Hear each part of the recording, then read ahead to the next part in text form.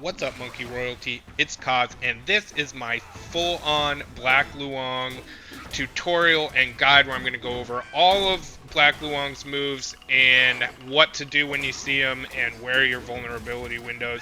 If this video or any of my videos do anything for you, don't forget to light attack that subscribe button and heavy attack that like button. I really appreciate it. Half of anything I ever make will go to a charity we choose every few months. So if you want to know how to defeat Black Luong, you are in the right place, and this channel is for you, and I appreciate you being here.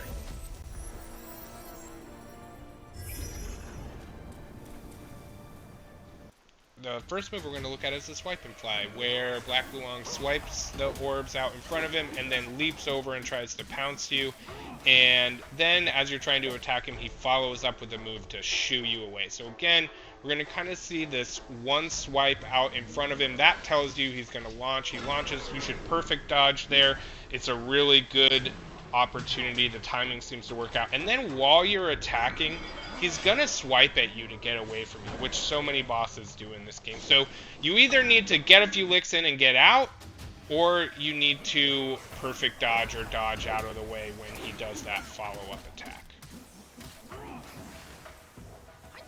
The next move we're going to look at is the Luong Smash Mouth. It's essentially 9 overhead smashes, one right after the other. At a pretty good tempo, you can predict and dodge around and perfect dodge. It's a little tough because compared to some of his other moves that have like a huge wind-up that you can be like, okay, I know exactly what's coming. This one comes relatively fast, but it's still kind of slow, so it's not too tough. And you got a couple options. One is just kind of hang back. Let him do his 9 strikes. The last 2 strikes, particularly the very last one, has a pretty big AoE, so keep your distance, not like I did here. And you should be fine. And after that 9th one, just, yeah, dodge out of the way. And you do get a little bit of a window there. Now, the other option, the one that I actually kind of recommend, is because these come relatively slowly, you can predict them and perfect dodge them. And if you just hang out around his backside, you'll be able to get a lot of damage in and not take a ton of damage. The next move we're going to look at is his Abbreviated Smash Mouth. So way fewer strikes, a little more fluid to them.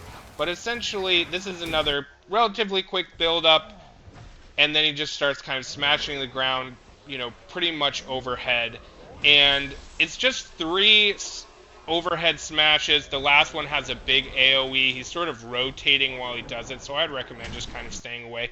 But if you go in and attack after the 3rd one, so that's 1, 2, here comes 3. It's got a kind of a big AoE, you can tell because it's on lightning. And then I go in here to attack him, but see, they know that's what you're going to do, so they always sort of build in a mechanic right after to not make it super easy for you. So there isn't a huge vulnerability window here, and honestly, I didn't see this move that much.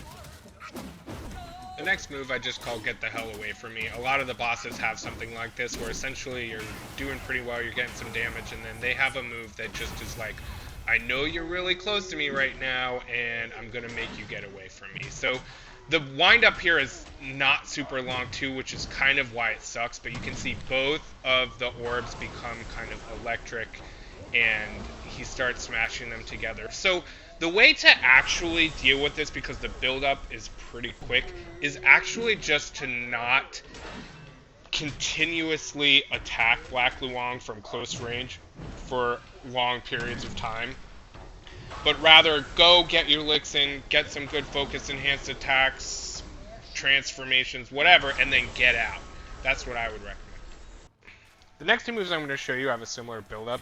I call them the Twirly bird build-ups, where essentially he's going to pick an orb up over his head and twirl it around 1 time or 2 times, and depending on whether it's 1 or 2, you'll get a different attack. So let's start with his Twirly bird enhanced attack when he swirls it around his head twice, so that's 1, 2 times. You know what he's going to do is a swipe that sends a little ground runner out to you. You need to dodge, and then he'll do 2 Twirly birds above again, send a swipe, you got to dodge, and then he'll do this big attack with a huge AoE that sends one of those shockwaves out that you got to dodge and avoid. It's not terribly difficult, especially once you know what you're looking for.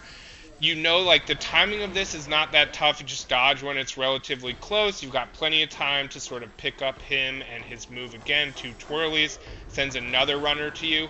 And at this point, you know you should just hang out until he bashes these things 2 together. And as soon as he does, roll towards him, and you're going to have a really nice vulnerability window and time to get, like, maybe a full combo in, or close to a full combo. And so that's the Twirly Bird in hand. The next is the Twirly Bird Basic, where he only twirls it once over his head, and then he has 2 huge AoE swipes, and you think you got a vulnerability window, but then he, like, does a pretty quick build up to try and shoo you away. So let's see that again. He's going to twirl it once over his head, so you know it's basic. He's going to swipe. There's no ground runner. He does it twice, so you're going to dodge, maybe get a couple licks in like I do, but no, that next one is coming. That's what you need to anticipate, because basically the game knows when you think you're going to be able to get in there and get attacks, and then regularly has quick little moves that bosses do that, like, punish you for thinking you can just get in there and easily attack. So you got to anticipate that kind of shoe fly move he's going to do right here, which I luckily got in a focus enhanced attack there, but you got to anticipate, and I would say get away. It's hard to perfect dodge because the 2 hits come in pretty quick. See, 1, 2. Both of those swipes will hit you. The next move can be really frustrating until you figure out what you can do to not die from it every single time. And I call this Death by 1,000 Shocks. It's essentially this, like, build-up that's very obvious. You'll see it here in a second, where his, like, face starts to get all electric out of his mouth. And that indicates to you right away that you need to go find a rock. He will break some rocks, but there's usually rocks available for you. So just go jump on that rock and hang out. There are other things you can do. I could never get Pillar Stance to work long enough, so that didn't work. But there is a combination of jumps and rolls that sometimes work. But it kills you pretty good, pretty quick. So just be careful with that one. And yeah, thanks y'all. Thanks for watching. I hope this helped you out a lot. Scouting out enemies is, like, my favorite thing to do. So if this does anything for you, don't forget to like and subscribe.